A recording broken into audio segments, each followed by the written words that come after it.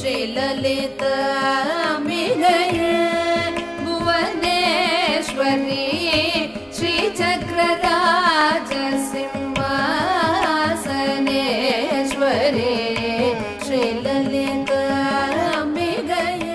ഓർമ്മകളുടെ ഉത്സവങ്ങളിലേക്കും സ്വപ്നങ്ങളുടെ കേദാരങ്ങളിലേക്കും ഭക്തിയുടെ ദ്വാപരങ്ങളിലേക്കുമുള്ള മഹത്തായ യാത്രകളിലൊന്നാണ് മുതുകുളം ഗ്രാമത്തിലേക്കുള്ള യാത്ര. ഓരോ ഗ്രാമങ്ങളും സ്നേഹത്തിൻ്റെ ഒരു കൊച്ചു ദ്വീപ് പോലെയാണ്. അത്യപൂർവമായ വൃക്ഷലതാദികളും ആർദ്രമായ ഭൂപ്രകൃതിയുമൊക്കെ ഈ ഗ്രാമത്തിനു ചാരുതയേകുമ്പോൾ ഈ ദേശത്തിൻ്റെ പരദേവതയായ പാണ്ഡവർക്കാവ് ദേവി ഗ്രാമത്തിൻ്റെ നിത്യചൈതന്യമായി വിളങ്ങുന്നു. പാണ്ഡവർക്കാവ് എന്ന പേര് സൂചിപ്പിക്കുന്നതുപോലെ തന്നെ മഹാഭാരത കഥയിലെ പഞ്ചപാണ്ഡവന്മാരുടെ പാദസ്പർശമേറ്റ ഭൂമിയാണിതെന്ന വിശ്വാസം ക്ഷേത്ര ചരിത്രത്തെ ദ്വാപരയുഗത്തിലേക്ക് കൂട്ടിക്കൊണ്ടുപോകുന്നു. ഈ പ്രപഞ്ചത്തിലെ മനുഷ്യരാശിയുടെ സർവ്വകഥകളും നിറഞ്ഞു നിൽക്കുന്ന മഹത്തായ ഇതിഹാസമാണല്ലോ മഹാഭാരത കഥ. മാതൃപുത്ര പിതൃസ്നേഹവും ഗുരുശിഷ്യ ബന്ധവും മനുഷ്യനിലെ സർവ്വവികാര വിചാരങ്ങളെക്കുറിച്ചും യുദ്ധത്തിനെയും ശാന്തിയെയും മോക്ഷത്തിനെക്കുറിച്ചുമെന്ന് വേണ്ട ഇന്ന് ആധുനിക ലോകം അത്ഭുതത്തോടെ നോക്കിക്കാണുന്ന ദിവ്യഗ്രന്ഥമായ ഭഗവത്ഗീത പോലും രചിക്കപ്പെടുന്നത് മഹാഭാരത കഥയിൽ നിന്നാണ്. ആർഷഭാരതം ലോകത്തിന് സമർപ്പിച്ച മഹത്തായ ഗ്രന്ഥങ്ങളിലൊന്നാണ് ഭഗവത്ഗീത.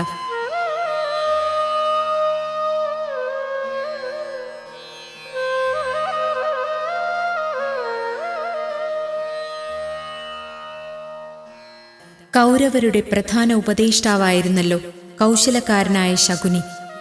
ദുര്യോധനന്റെ ചിന്തകളിൽ വിഷം നിറയ്ക്കുകയും ഒടുവിൽ കുരുക്ഷേത്ര യുദ്ധത്തിലേക്ക് വരെ കാര്യങ്ങളെത്തിക്കുകയും ചെയ്തതിൽ പ്രധാനിയായ ശകുനി പാണ്ഡവരെ ഉന്മൂലനം ചെയ്യുന്നതിനായി നിരന്തര തന്ത്രങ്ങൾ ഒരുക്കിക്കൊണ്ടേയിരുന്നു.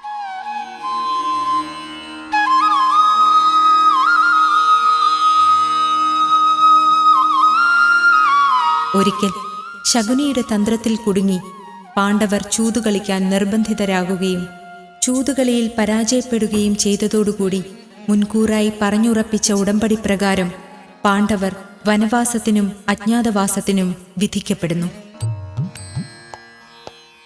ഈ വനവാസകാലത്ത് പാണ്ഡവർ ഭാരതത്തിന്റെ പല ഭാഗങ്ങളിലും വസിക്കുകയും അതുമായി ബന്ധപ്പെട്ട് നിരവധി ദേശങ്ങളിൽ പഞ്ചപാണ്ഡവരിൽ പലരുടെ പേരിലും പ്രതിഷ്ഠിക്കപ്പെട്ട ക്ഷേത്രങ്ങളും നിലനിൽക്കുന്നുവെന്നതാണ് സത്യം.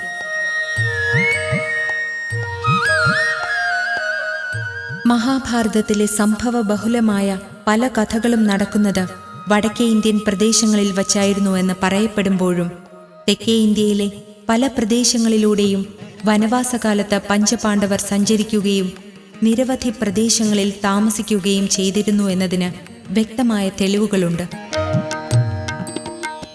സാക്ഷാൽ ശ്രീകൃഷ്ണ ഭഗവാൻ പോലും കേരളത്തിന്റെ മണ്ണിലൂടെ പാണ്ഡവന്മാരുമായി യാത്ര ചെയ്തതുമായി ബന്ധപ്പെട്ട് വിശ്വസനീയമായ കഥകൾ നിലനിൽക്കുന്നുണ്ട്.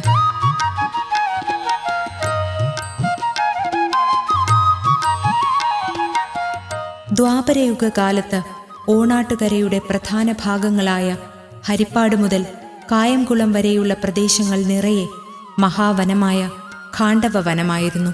ചരിത്രങ്ങളിൽ നിറഞ്ഞു നിൽക്കുന്ന ഖാണ്ഡവ വന ദഹന കഥയുമായി ബന്ധപ്പെട്ട ഐതിഹ്യം നിലനിൽക്കുന്ന ക്ഷേത്രങ്ങളാണ് മുതുകുളത്തിന്റെ സമീപ പ്രദേശങ്ങളായ ഏരുവ, ഏവൂർ, പത്തിയൂർ, കണ്ണുമംഗലം, മണ്ണാറശാല എന്നീ ക്ഷേത്രങ്ങൾ.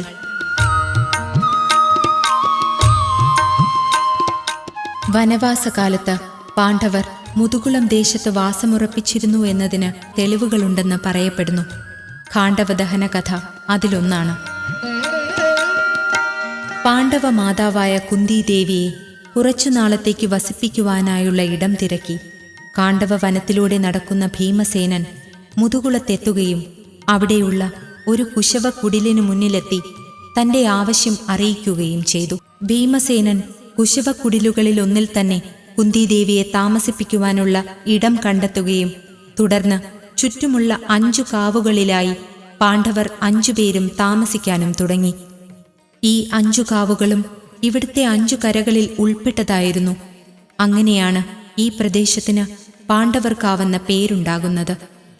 പാണ്ഡവർ സഞ്ചരിക്കുന്ന ഇടങ്ങളിലൊക്കെ തന്നെ അവരുടെ ആരാധനാമൂർത്തിയായ സാളഗ്രാമ വിഗ്രഹവും കൂടെ കൊണ്ടുപോകുമായിരുന്നു. അക്കാലത്ത് പാണ്ഡവർ തങ്ങളുടെ സാളഗ്രാമ വിഗ്രഹം ഈ മണ്ണിലും വച്ച് പൂജിച്ചിരുന്നു. നിത്യാരാധനയ്ക്കായി ഇപ്പോൾ ക്ഷേത്രം സ്ഥിതി ചെയ്യുന്നതിന് പടിഞ്ഞാറ് ഭാഗത്തുള്ള കാളിയേത്ത് വയലിൽ നിന്നും മൺപാത്ര നിർമ്മാണത്തിനുപയോഗിക്കുന്ന കളിമണ്ണ് ഉപയോഗിച്ച് ഒരു ആരാധനാബിംബം നിർമ്മിച്ച് പാണ്ഡവ മാതാവായ കുന്തിദേവി ഇവിടെ പ്രതിഷ്ഠിക്കുകയും ചെയ്തു. പ്രതിഷ്ഠാസമയത്ത് വിഗ്രഹത്തിൽ പതിഞ്ഞ കുന്തിദേവിയുടെ വിരൽപ്പാട് ഇപ്പോഴും ഇവിടുത്തെ മൂലബിംബത്തിൽ കാണാൻ കഴിയുമെന്ന് പഴമക്കാർ പറയുന്നുണ്ട്.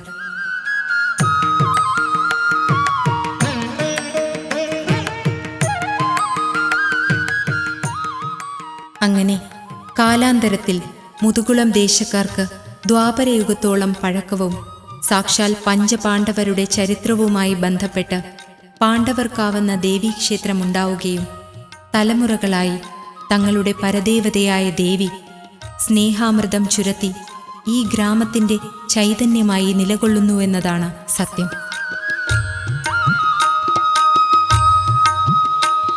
പാണ്ഡവർക്കാവിലമ്മയുടെ ഇഷ്ടവഴിപാടാണ് കദളിപ്പഴം. കദളിപ്പഴത്തിൻ്റെ മാഹാത്മ്യമോതുന്ന കഥകൾ ഗ്രാമത്തിൽ പ്രസിദ്ധമാണ്. എന്നും പുലർച്ചെ അഭിഷേകത്തിനു ശേഷം ഒരു കദളിപ്പഴം മുടങ്ങാതെ ദേവിക്ക് നേദിക്കുന്നുണ്ട്. ദേവി പ്രതിഷ്ഠ നടത്തിയതിനു ശേഷം ആദ്യമായി നിവേദ്യമർപ്പിച്ചത് കദളിപ്പഴമാണ്. അതുകൊണ്ടാണ് കദളിപ്പഴം ഇവിടുത്തെ ഇഷ്ടവഴിപാടായി മാറിയത്. മഹാ ഐശ്വര്യദായിനിയായ പാർവതീദേവിയുടെ 8ാമത്തെ അവതാരമായ മഹാഗൗരിയാണ് ഇവിടുത്തെ പ്രതിഷ്ഠ.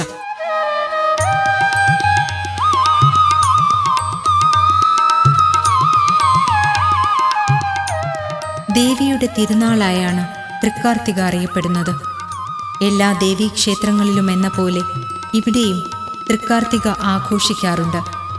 വൃശ്ചിക മാസത്തിലെ തൃക്കാർത്തിക കൂടാതെ ധനുമാസ കാർത്തികയ്ക്കും ഇവിടെ സവിശേഷതയുണ്ട്. ഇവിടെ പ്രതിഷ്ഠ നടത്തിയത് ധനുമാസത്തിലെ കാർത്തിക നക്ഷത്രത്തിലാണെന്നാണ് വിശ്വസിക്കപ്പെടുന്നത്. ഉത്സവ ദിവസങ്ങളിലെന്ന പോലെ ഈ ജന്മദിനത്തിലും വിശേഷാൽ പൂജകളും എഴുന്നള്ളത്തും നടത്താറുണ്ട്. പ്രകൃതി അനുഗ്രഹിച്ച വിശാല ഭൂമിയിൽ ചുറ്റമ്പലവും നാലമ്പലവും ശ്രീകോവിലും ഉപദൈവങ്ങളുമടങ്ങുന്ന ക്ഷേത്ര സമുച്ചയം ഒരു ഗ്രാമത്തിൻ്റെ സർവവിശുദ്ധിയോടും കൂടി നിലനിൽക്കുന്നു.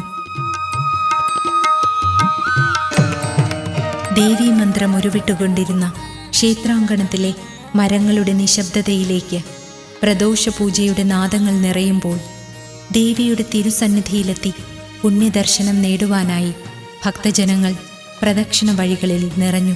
ഇനിയുള്ള ഓരോ നിമിഷങ്ങളും പ്രാർത്ഥനകളുടേതാണ്.